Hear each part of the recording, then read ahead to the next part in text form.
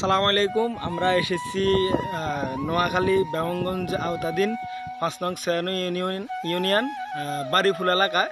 তো আমাদের এখানে আমাদের সামনে আছেন এক মৎস্য খামার উদ্যোক্তা। জি ভাই, আপনার নাম কি? আমার নাম মোহাম্মদ কামাল হোসেন। জি, আপনি কিভাবে আগে কি করতেন? আমি আগে আমার একটা চায়ের দোকান ছিল।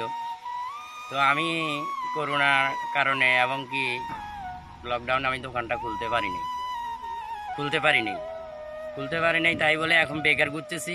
বেকার ঘুরার পরে কয়েকদিন বেকার ঘুরার পরে দেখলাম যে এখন আমি কি করব, আমার তো সংসার চলে না।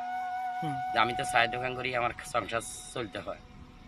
তা আমি আমার এক ভাইকে বললাম, ভাই আপনার এই বাজারটা আমাকে দেন, আমি কিছু মাসের চাষ করি।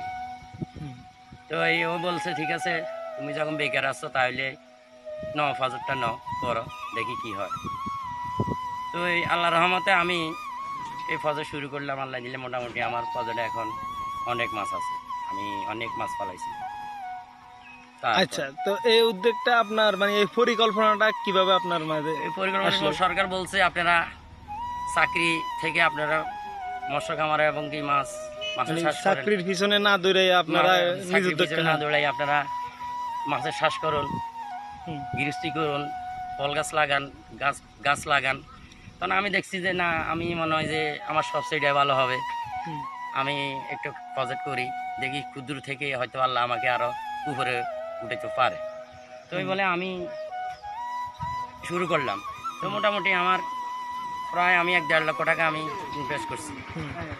আমার ভাই বন্ধুরা আমার সহযোগিতা করছে, তাই বলে আমি এতটুকু এখনো এগিয়ে আসছি। এখন আপনি মানে সরকারের উদ্দেশ্যে কিংবা সহযোগিতার উদ্দেশ্যে কিছু বলবেন? সহযোগিতার উদ্দেশ্য বলতে পারি, আমার তো মনে করেন যে পুঁজি ভাড়া নাই এবং কি আমার টাকা, নিজের কোনো টাকা নাই। তো আমি যদি কোনো সহযোগিতা কারোর থেকে পাই বা সরকার পক্ষ থেকে কিছু পাই, তাহলে আমি আরও বড় অঙ্কের কিছু প্রজেক্ট করার আমার খুবই ইচ্ছে, আমি খুব আগ্রহ। আমি মাছের প্রজেক্ট করাটা আমার থেকে খুব আমার ভালো লাগে আমার থেকে। তাহলে আপনার টোটালে প্রজেক্ট কয়টা আছে এখন? এখন বর্তমানে 3টে আছে। 3টে, আচ্ছা আচ্ছা। ওকে ভাই।